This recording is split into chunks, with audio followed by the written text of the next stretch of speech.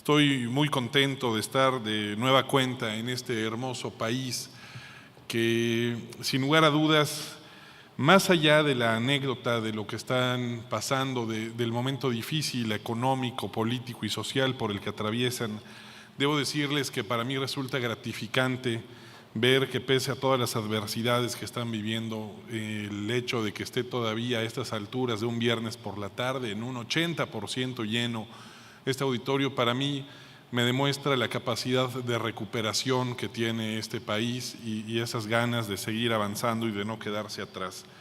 Yo no les voy a tomar una selfie, pero sin lugar a dudas los felicito por estos temas. Verdaderamente es algo inspirador. Le quiero agradecer a Leonardo Palacios, presidente de la Asociación Venezolana de Derecho Tributario, por la invitación de nueva cuenta para acudir a estas 16ª jornadas de Derecho Tributario venezolanas.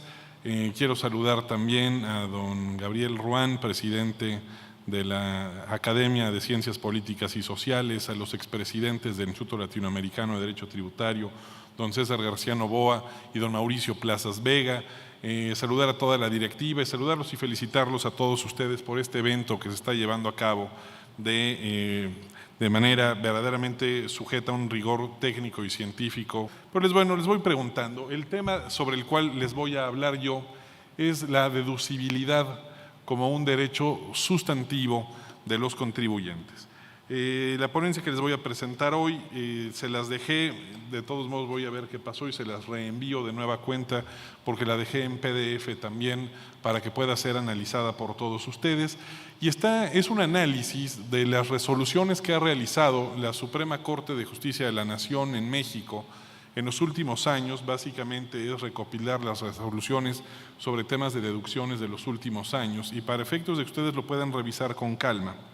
Les platico brevemente cómo está estructurado el sistema para la emisión de jurisprudencias en mi país, en donde tenemos un sistema que desde mi punto de vista termina abonando a la inseguridad jurídica porque se puede sentar jurisprudencia no nada más en los órganos terminales, sino que algunos órganos incluso de primera instancia pueden sentarse en jurisprudencia, cosa que resulta absurdo. Nosotros tenemos un tribunal de lo contencioso administrativo que hoy en día se llama Tribunal Federal de Justicia Administrativa, que funciona en salas regionales y tiene una sala superior que funciona en secciones y en pleno, y tanto las secciones como el pleno pueden sentar jurisprudencia y esas jurisprudencias resultan obligatorias para todas las salas regionales. Las resoluciones de este tribunal van a ser analizados en tribunales de casación, que en México los llamamos tribunales colegiados de circuito, que esos tribunales colegiados de circuito pueden sentar también jurisprudencia, inclusive en aquellos casos en que tienen competencia mixta y no exclusivamente de manera tributaria. Lo que genera que si en un mismo circuito, que son las regiones como están compuestas hacia el interior del país, llegan a existir resoluciones contradictorias de tribunales colegiados de circuito, si son de un mismo circuito, esas jurisprudencias, esos criterios encontrados van a ser resueltos a través de plenos de circuito. Para abonar más a esta inseguridad jurídica que genera nuestro sistema de jurisprudencia, viene un tema y una complicación adicional. Las resoluciones contradictorias de los plenos de circuito o en su caso de tribunales colegiados de diferentes circuitos van a ser resueltas por la Suprema Corte. Y la Suprema Corte va a funcionar en salas y en pleno. En términos generales, las salas fueron repartidas a través de una reforma constitucional del 1994 con dos diferentes tipos de competencias originarias. La primera sala se encargaría, ese está perfecto, se encargaría del análisis de cuestiones supuestamente penales y civiles, mientras que la segunda sala se encargaría de ver cuestiones vinculadas con materia laboral y con materia administrativa, y entre esta la tributaria. Con el paso del tiempo se dieron cuenta que era una división poco factible que se mantuviera de esa manera, porque además la cantidad de asuntos administrativos respecto de los civiles, los penales y los laborales es abrumadoramente mayor, y ello generó que se involucrara la primera sala también en la toma de decisiones y en emisión de jurisprudencia en materia tributaria, lo cual ha generado en México que tengamos dividido tanto los criterios que sustenta la primera sala y la segunda sala en materia tributaria en muchas ocasiones terminan siendo contradictorios, y entonces será el Pleno de la Suprema Corte quien tendrá que emitir las resoluciones correspondientes. Bueno, creo que ya está aquí la presentación. Hay unos temas aquí meramente de definiciones acerca de las deducciones. El concepto que tienen es un concepto económico, pero además es un concepto jurídico, que el concepto va a repetirse de manera repetida en las diferentes legislaciones y en los diferentes ordenamientos doctrinarios también. No existe una gran variación en ese sentido.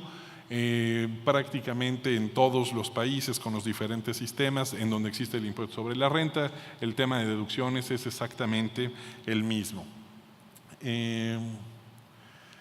En el caso mexicano, en el artículo 27 de la Ley del Impuesto sobre la Renta, y me comentaba ahorita Serviliano Abache que es el mismo tema, está regulado en la propia ley de ustedes en el artículo 27, se establecen los requisitos de las deducciones, y dentro de estos requisitos de las deducciones únicamente se señala, además de algunos requisitos formales, de fondo se establece como requisito el ser estrictamente indispensables para los fines de la actividad del contribuyente. Así es como está previsto, debe ser gastos que vayan directamente vinculados con el ejercicio de la actividad del contribuyente. Y hago énfasis en esto de la actividad por un tema que les voy a mencionar más adelante.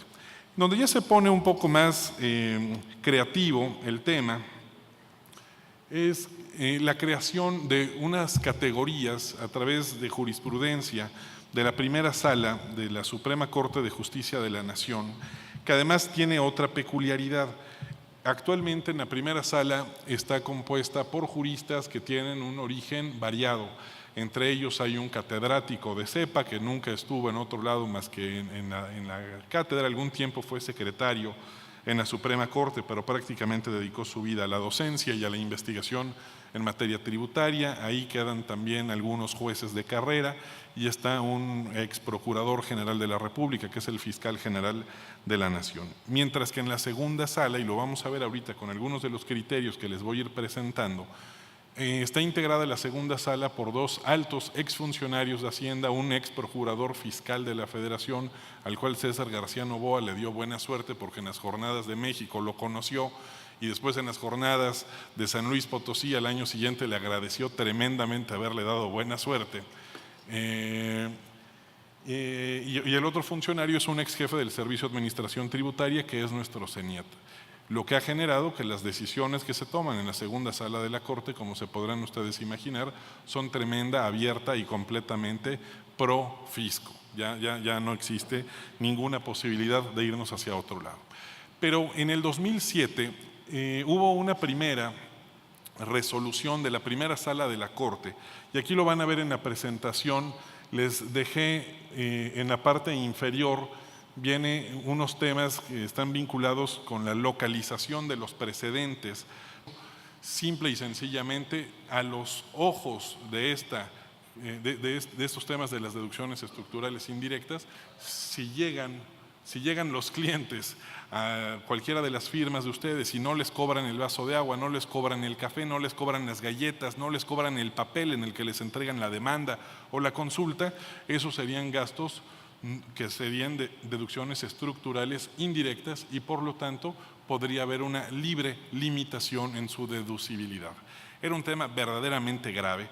Los colegios de abogados, las asociaciones de profesionistas, los grupos empresariales, nos movimos fuertemente para evitar que saliera esta resolución en esos términos, y nos hicieron caso. Lo único que hicieron fue suprimir de la ejecutoria los temas vinculados con las deducciones estructurales indirectas, pero aún así reconocieron la constitucionalidad en un plano verdaderamente agresivo. Desde ese punto de vista hay una afectación a un derecho fundamental al limitar la plena deducibilidad de conceptos que están vinculados con la realización de las actividades. Y eso tiene que ver entonces con una vulneración a la capacidad contributiva. El derecho a deducir es un derecho que tienen los contribuyentes y es un derecho que únicamente puede ser reconocido por el legislador fiscal. No puede ser limitado y la limitación tendrá que ser eventualmente analizada a la luz del principio de proporcionalidad tributaria o de capacidad contributiva.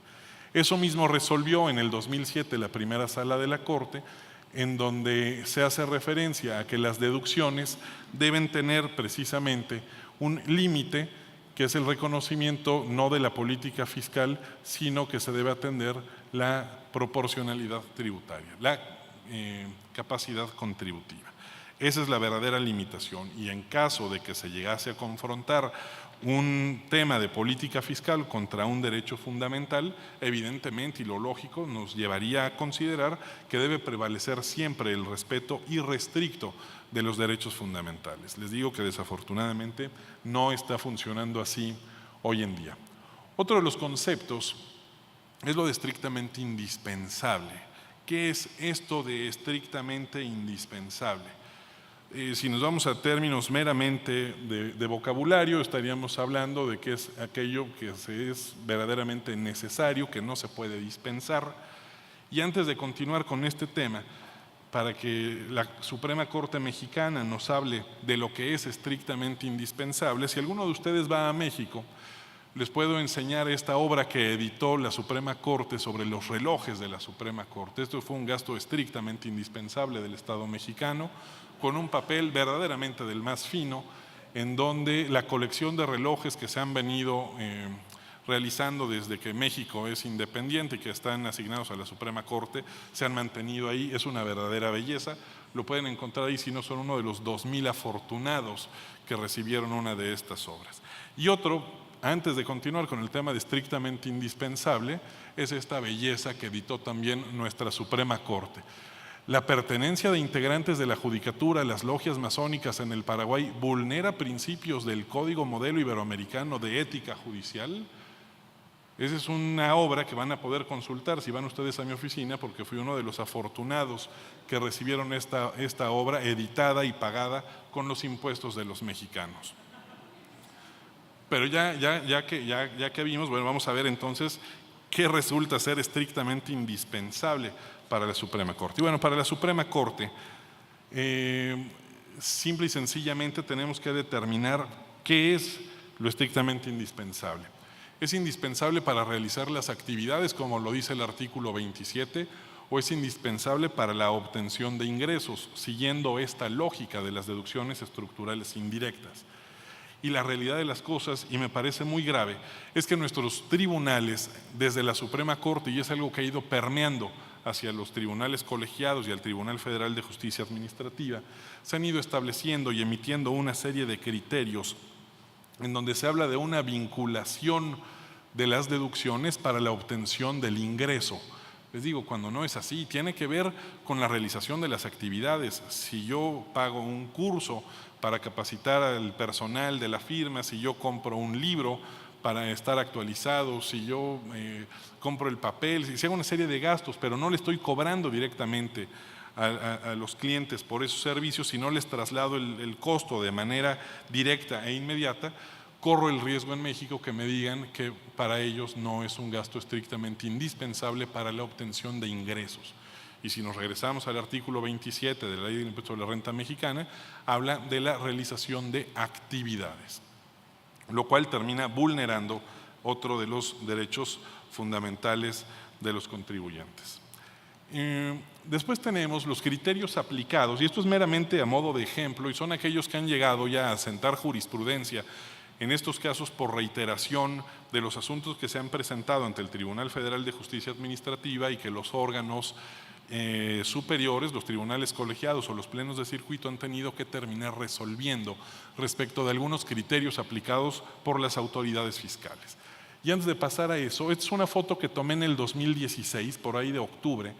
Esas son las oficinas principales del Servicio de Administración Tributaria en México. Si alguien ha ido a México, están justo enfrente de la Alameda Central, atrás del Palacio de Bellas Artes, y tenían este pendón donde establecían una meta recaudatoria de 2.4 billones de pesos, billones en recto castellano, millones de pesos. Estamos hablando de una verdadera burrada de dinero, lo que pretendían recaudar en ese ejercicio.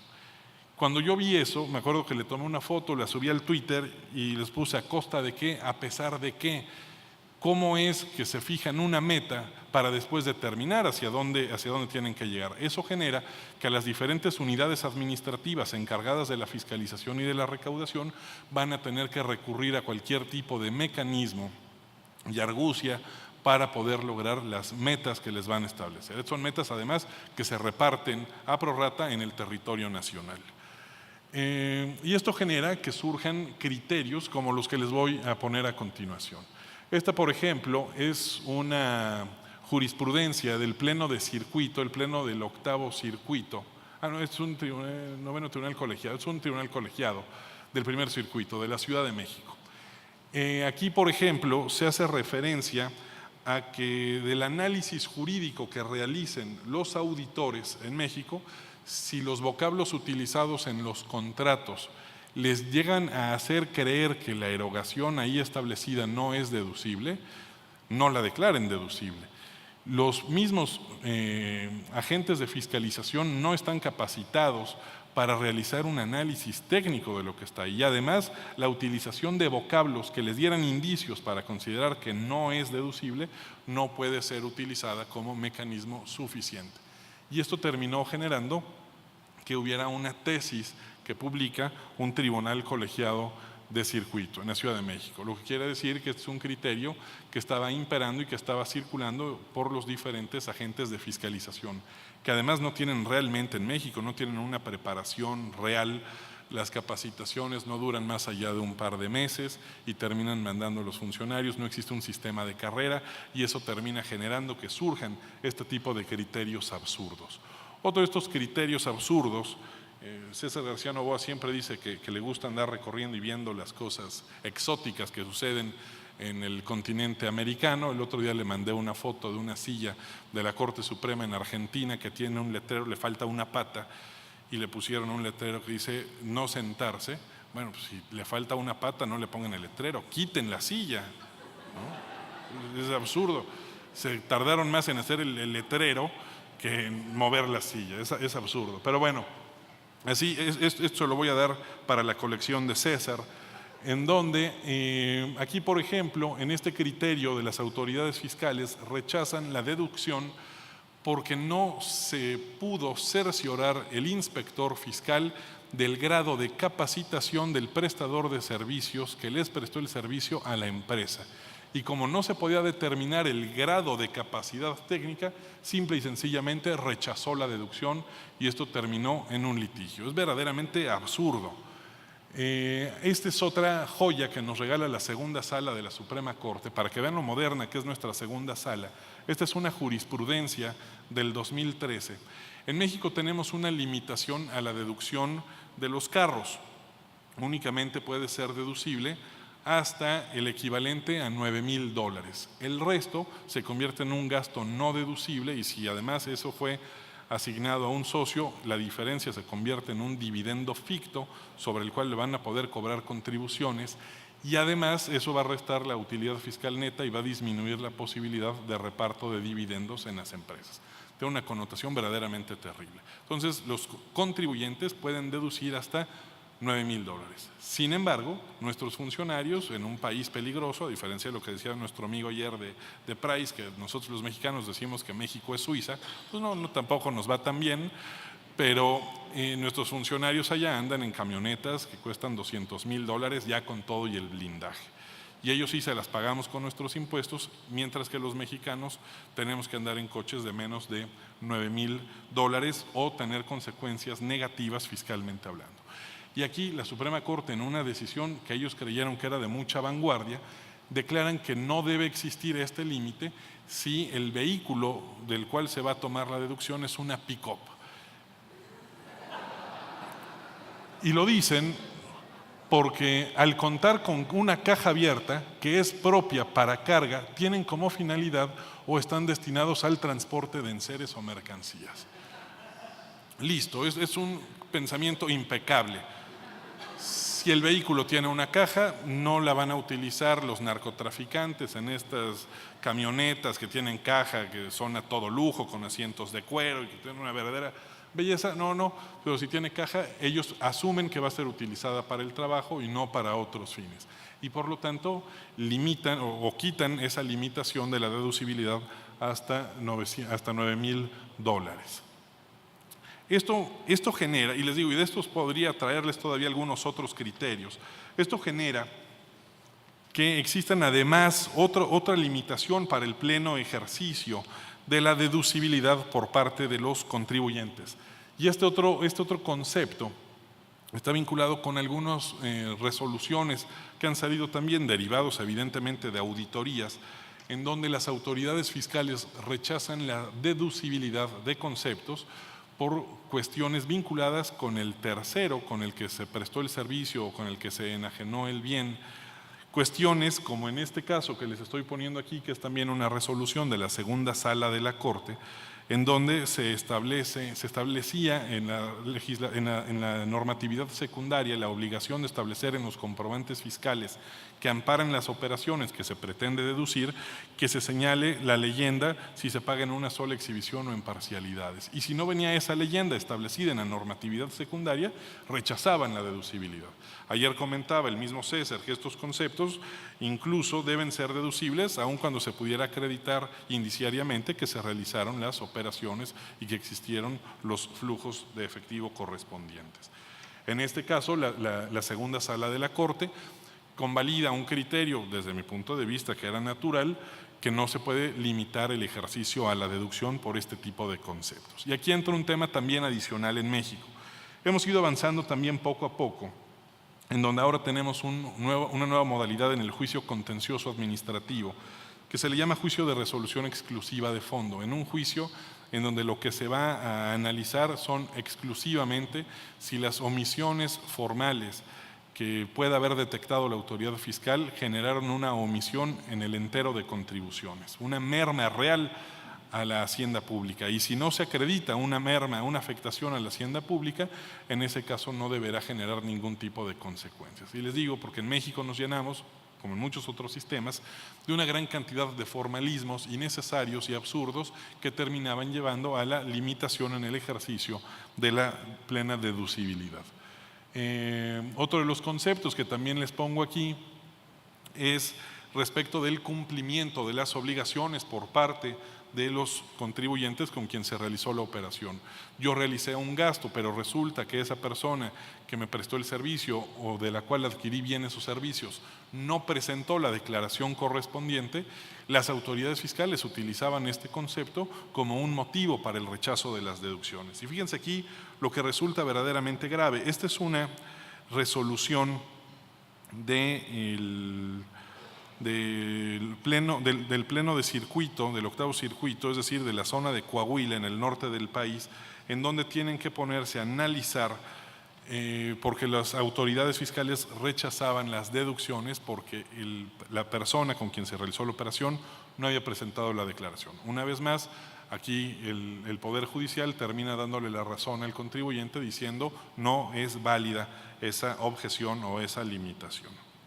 En el mismo sentido, es una resolución del 2013 también, en donde si se decía que no estaba localizado el contribuyente al cual se le había realizado el pago que se estaba deduciendo, le rechazaban la deducción. Y fíjense aquí, verdaderamente grave, es una resolución de la segunda sala de la Corte, que es definitiva, del 2013, pero esto viene del abandono de jurisprudencia del 2005. ¿Qué quiere decir esto? De 2005 a 2013 estuvo vigente el criterio obligatorio para los tribunales emitido por esta Suprema Corte de Justicia de la Nación, en donde si el contribuyente al que yo le había realizado un pago no estaba localizable, era motivo suficiente para el rechazo de la deducción. Era verdaderamente absurdo. Y bueno, afortunadamente ya se dejó a un lado ese concepto. Y finalmente, la vinculación también del derecho sustantivo a la deducibilidad con la seguridad jurídica. Y aquí, una vez más, una resolución de la primera sala de la Corte del año 2012 va a establecer lineamientos que me parecen muy interesantes respecto de la delimitación de la seguridad jurídica en materia tributaria.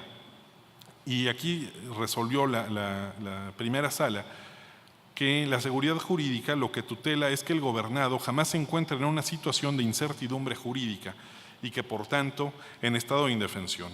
En ese sentido, el contenido esencial de dicho principio radica en saber a qué atenerse, y lo pone entrecomillado la Sala, respecto de la regulación normativa prevista en la ley y en la actuación de la autoridad.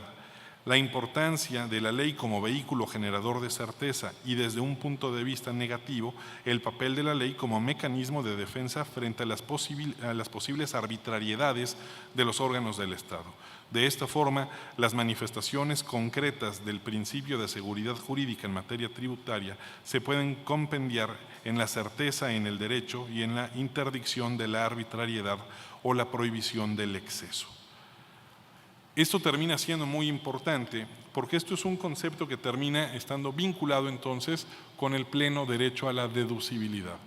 Precisamente en todos aquellos casos en donde llegan criterios absurdos, donde se rechaza la deducción de algunos conceptos, de algunas partidas que realizó el contribuyente, bueno, en ese caso la defensa tendrá que salir precisamente desde este espectro.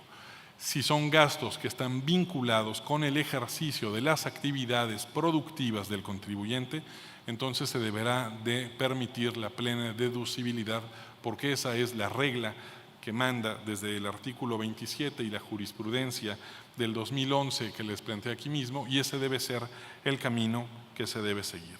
Las deducciones no son un esquema meramente para la determinación de la base, constituyen también un derecho sustantivo de los contribuyentes.